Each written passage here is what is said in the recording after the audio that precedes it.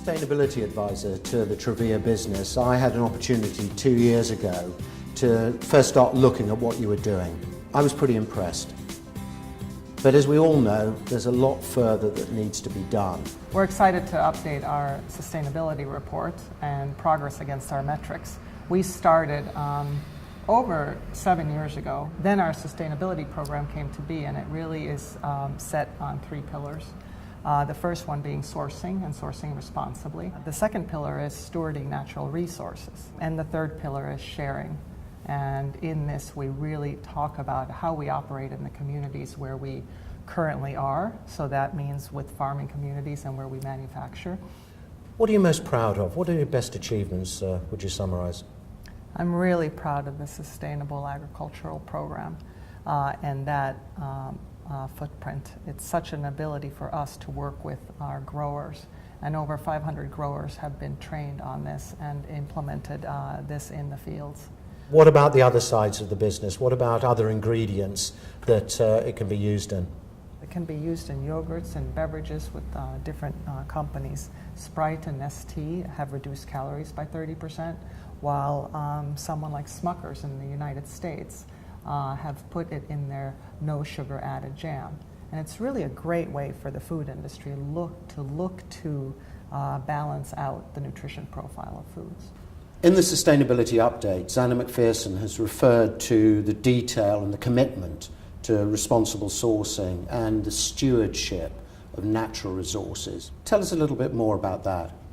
Absolutely. And really before defining what we meant by sourcing and particularly stewarding, it's easy to run towards thinking about carbon and water and how we impact that, but we really took a step back and thought, well, what does it mean for us to be responsible? We have many stakeholders, many partners in the Truvia business globally, and really the foundational principle was to treat them with dignity and respect wherever we are, whether that's in the communities in which we operate, all the way through business partners and to the consumer. It's important for us in the relationship, particularly with farmers, to make sure that the value proposition which the consumer is buying into goes all the way back to the field and all the way back to the farmer.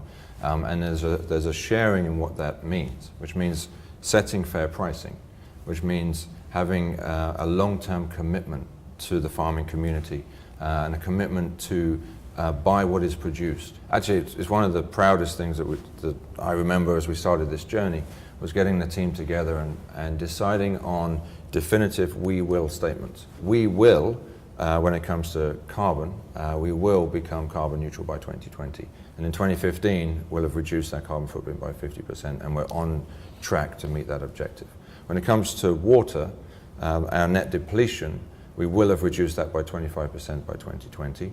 When it comes to waste, throughout our supply chain, we will reduce that by 50% by 2015.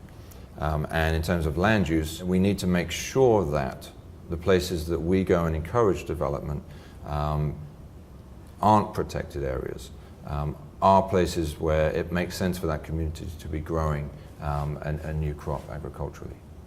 In any sustainability program, one always hears a lot about corporate social responsibility, but it's a term that is misused, that a lot of people are skeptical about.